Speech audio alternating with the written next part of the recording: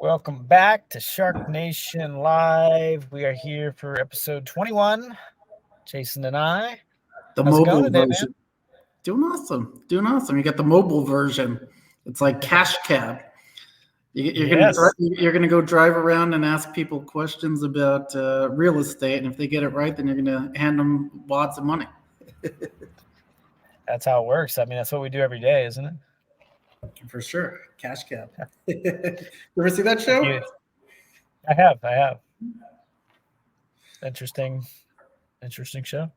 Yeah, yeah. So, getting into it, we're going to talk about words today. I think because and the reason is I think that well, you might hear my car. There we go.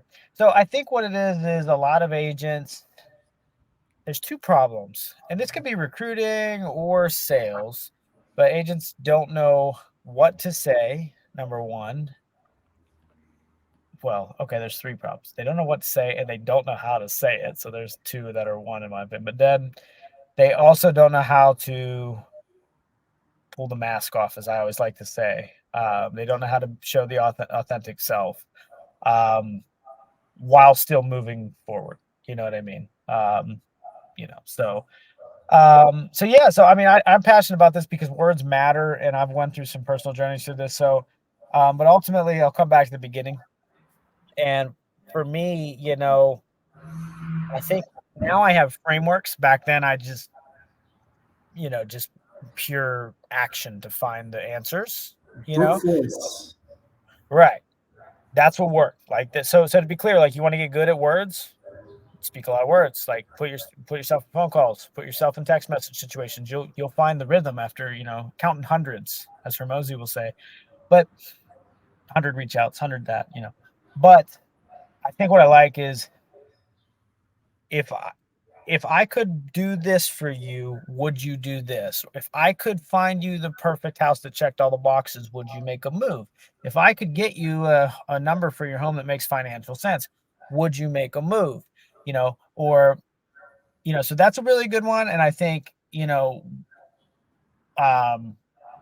it comes to the top level framework of like, what without me, what was that one? What without me do you not have that with me you do have, and that's obviously that's the line version of that. Like if I could find this for you, would you do this?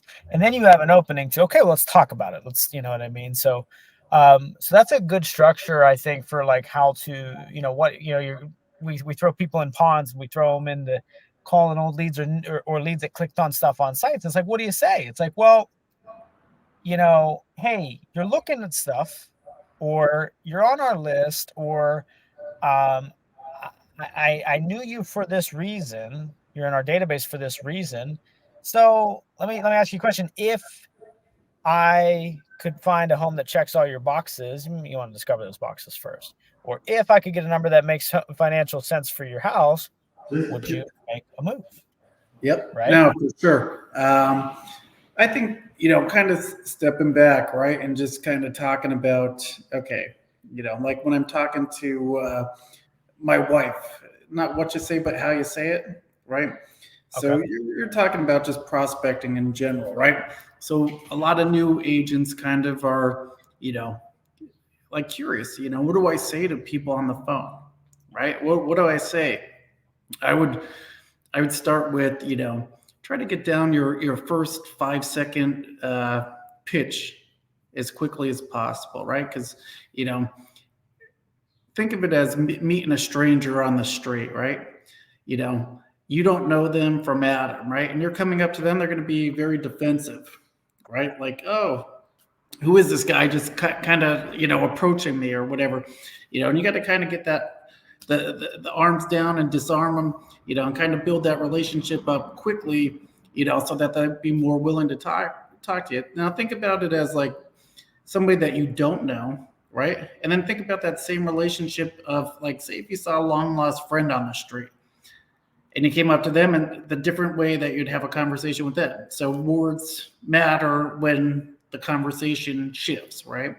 So I think your opening pitch is super important. And then, like you said, being authentic, right? You don't want to come across as like, selling a car warranty or, something like that, where it's like, you have like a lot of awkward pauses in the beginning. You should have your pitch down to a science where it's like, smooth and relational. And then, I like to go kind of into that LP Mammoth stuff and just, build the relationship and talk people up about it.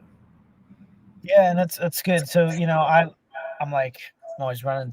My brain is running too faster than I can talk sometimes, and it's good because like you pull me back and we reset, and that's good. So let's use that as an example because I've messed up the opening. Even when I'm good at it, even when I'm in a rhythm, I've messed up the opening, and it came off salesy because I don't know. You just said it came out wrong. You just had lunch, and you're not in your right rhythm, right? So here's the thing, and I pulled so many calls back to reality like this. So you're like, hey, is this Susie? Oh, hey, this is Chad. I see you're looking at some homes online, and you feel the guard come up, and you start screwing up, and you Yeah. feel that bad Nervous tension vibe. starting. Right. So if that does happen, what I always do for pro tip here, like, because Chad, like, I might not be the best out the gate, but I do tend to fix it. I can read and react quickly. Hockey served me well as a fast thinker. So pro tip, get that the tonality, though you say how you say it, has saved so many calls. So when it starts going off the rails, I go, well, look, just like, listen here. I'm just calling you because you clicked on something on Facebook. I get it. You probably didn't even know what it was. But I'm just touching base to make sure we're sending you things that make sense. I don't want to bother you if you don't want to be, if you're not ever looking for a home, but forget what I said there even. Did you hear the tonality about how I read and react that the call was not going well? And I was like, look, just like, this is a damn call that, yes, I'm going through the motions, but I want to help if you're looking. Like, that tonality is everything, there, because I'm like, I sensed that they sensed I was inauthentic. So I became super authentic where I was like, cut the shit. You know what I mean? And I'm telling you, man, saved so many calls that started in a bad direction. Have you had any experience like that where you've kind of had to redirect it? Yeah, I think, like you said, the opening line is always interesting, and different people, you could go different personality types. Like type A people want to kind of just get to the point. Some people want more conversation, but you only have a handful of seconds to kind of work that out. I mean, Right. just for like a simple example, I was going over it with the team the other day, but I think being direct, and to the point and not kind of hemming and hawing is important. Like, hey, Chad, it's Jason, I just want to see if you could help me out with something. It looks like you might have been searching for some houses online. I don't know if you were just browsing or what were you looking to do. And then, That's great. kind of going up to like some active listening things, right? And then kind of building in the LP Mama stuff, location, price, all that kind of stuff. And, steering the conversation. But I think, for new agents or anybody that's kind of listening in, that might be helpful is like, record your calls, right? Because then you can see, get your, think about it as like a professional athlete. They have tape, right? And they watch the tape to see how they can improve, right? Same thing with agents, should do the same exact thing. Listen to your tape, right? And then take a look at your time on phone, right? If you can't get past the first 5 seconds, maybe you should start tweaking something in your opening talk track, right? And then kind of, okay, this is getting a little bit more traction, then you can kind of see where you need to go with the rest of the conversation. Yeah. I mean, yeah, it's a big part of it is reading and reacting, like if you get stuck in a script, they're going to tell it's inauthentic. And that's where it's, where we come to, it's like, okay, what you say, have scripts as like ammo, like study a bunch of scripts so you have like little one-liners and like things you can pull upon.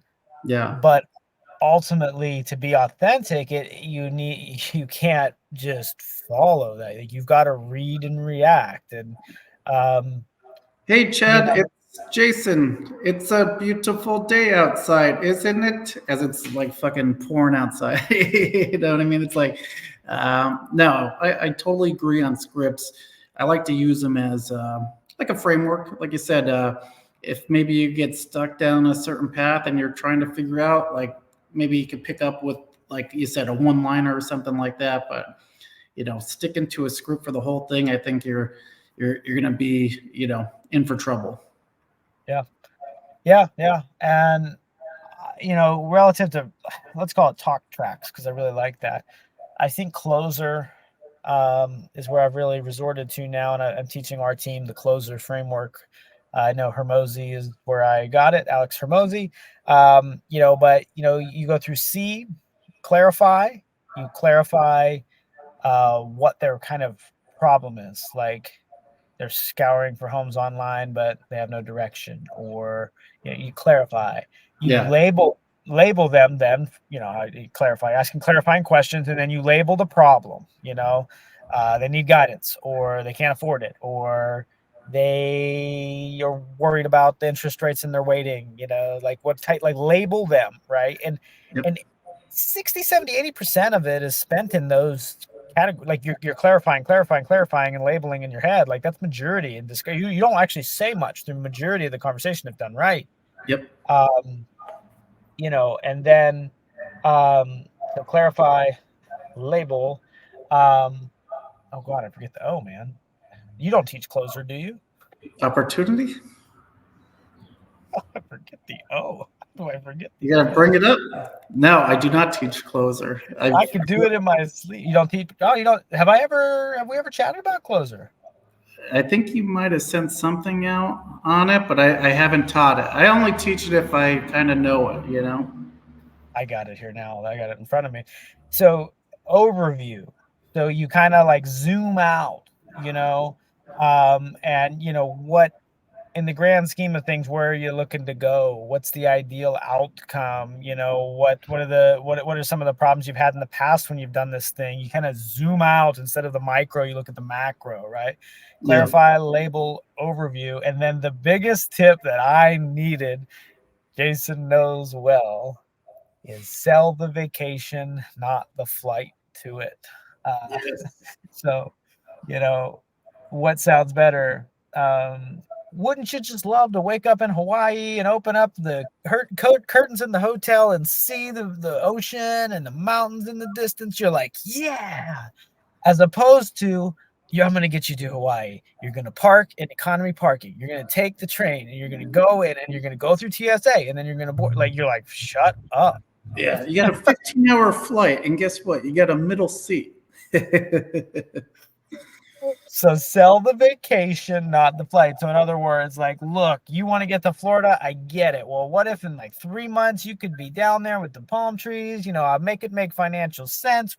You can use our super duper awesome program, and I think you would make sense for you. And that would be great, wouldn't it? Right? And then let their objections come. Don't lay out the features. Sell the vacation, their objections come out, and then use your features as a way to closer. We're on the E now, explain away their objections. So yeah, that'd be great. But like, I'm not going to get enough money from this house. Well, look, I said I'd make financial sense for you. And because we do blah, blah, blah, blah, blah plan marketing, we get blah, blah, blah more for your home. And here's the money, right? I don't know. I'm just giving an example. So and for me, I had to learn not to use the features, like just use the end result, the vacation, keep the features in your back pocket for when the objections come, and then your features come out so you don't dump on them, which I'm guilty of doing sometimes. I do the same thing, but I do it with I work with a lot of investors, right? So, a lot of objections that you have with that is, nobody wants to, fix a leaky toilet, right? You always hear that. I don't want to be dealing with toilets and tenants and all that kind of stuff. But we want to sell, and the reality and the truth is, and I experience it firsthand, is the financial freedom, right? You want not to wait till retirement to collect a monthly monthly income, right? You want to be collecting that monthly income now by generating financial wealth. That's the vacation at the end of the day. Right. The objection handling that you're going to get during that is like, hey, I don't want to deal with tenants. Okay, well, we don't do property management, but our company will find you the tenant. We do all the background check, screening, credit checks. We'll verify their employment, all that kind of stuff. Make sure that it's the right tenant for you. And then another objection. I don't know about the paperwork. Well, no worries. We handle all the showings, marketings of the properties, all that kind of good stuff. But we also take care of the lease. So you're clarifying what objections that people are going to have, or I'm not good with paperwork. Okay, we take care of that. Okay, hey, we can find you a tenant. We take care of that. Hey, what if something breaks? Well, we have our handyman, contractors, plumbers, electricians, maintenance people, all that kind of stuff. So we have boots on the ground, and you could use the same guys that I use. So you're conquering the objections as you're going, and it's not selling because you use it, right? So I mean, I think that's one of the reasons why a lot of investors go with me and my team is because it's authentic. We're not salesy, we're not pushy, and I'm already in the weeds, so I know what objections that they're going to have, especially, I'm out of state. Who's going to take care of it? Well, hey, I have a team of 9 agents. We could be your boots on the ground if you need us to stop over for whatever reason. What if I, Well, and when you come back to the framework, you're not spending all your cards up front. And this is the lesson I had to learn. So I want somebody, if you listen to this, to hear, like, that's what I did wrong when I before I understood this at a high level. And it's like, if you throw out all your cards, they're still going to bring objections because everybody wants to buy, nobody wants to be sold. So they bring out their objections, and your cards are out on the table. You gave them all away. It's like showing your poker hand. Not like this is like, it's just they also don't have the context around those things. You're just like, list 1, 2, 3, 4, 5, 6, 7, 8, 9, 10. You don't, and you're telling them, I didn't fucking listen to what you just said. Yeah. And if you listened and then you go, okay, only 1, 7, 8, and 10 apply. So I'm going to save them in my hand. I'm going to say the vacation, and then they're going to give me the problems that I'm going to use. Number 1, number 7, number 8, number 10. Right? Yeah. That sounds simple, but for me, Jason knows, it took me a while to understand that. Well, I think half the battle is, if you get on the phone and you get through that first initial couple minutes, everybody gets like, oh my God, I gotta just, machine gun blabber like a million words out of my mouth. It's like, shut up and listen. And I tell the team, I'm like, dude, at the end of the day, we are just here to help people. It's their job, to pick out the house that they want. It's our job, once they find the one that they want, to make it happen and get them the best deal on it, and make sure that we have the right inspectors in there that make sure the house is, not a house of cards, make sure we got the right lenders getting them the best rates, make sure that we have the right, people that make sure the transaction stays on point. So we stick to all their deadlines so they're not at risk of losing their deposits and stuff like that. Like, that's our job. At the end of the day, it's, whatever house that they want to find, we'll show them a million houses, and eventually they'll find the one that they want. So just be helpful, be authentic, go through the steps, and just be a normal human being and generate a regular casual conversation with people, and you'll be fine. And the last item that I have to get to before I do have to jet, I have a hard out here today, but is the R. And the R in closer is for reinforce. Everybody wants to buy, nobody wants to be sold. So when they end after your close is the talk track, and then when it ends with them working, with you moving to the next step, they've committed, even if it's just verbally or mentally to you. If 24 hours, 48 hours go by, that like they're wondering, shit, he sold me. And if you don't say anything to them until the next meeting, like they're questioning that. They're just like, they're playing every situation out in their head. And they feel sold. If you reinforce the fact that they chose you, for example, how you do that is you just narrate what you're doing. Hey, it was a pleasure meeting you today. I'm looking up the things we talked about. I'll be sending them over tomorrow, and then I'm going to have my admin put our meeting in our calendar.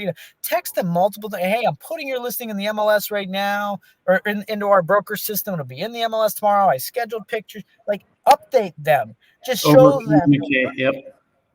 Reinforce the fact that they did choose you, and make them feel like it was a good decision when they're in their moments. Because I guarantee you, anybody that commits to you will have moments of doubt, even if they still come. So reinforce their decision with I think two points on that. Yeah, for sure. Reinforce that. But I think it's super important for any agent to take this away. You always want to be setting up that next appointment.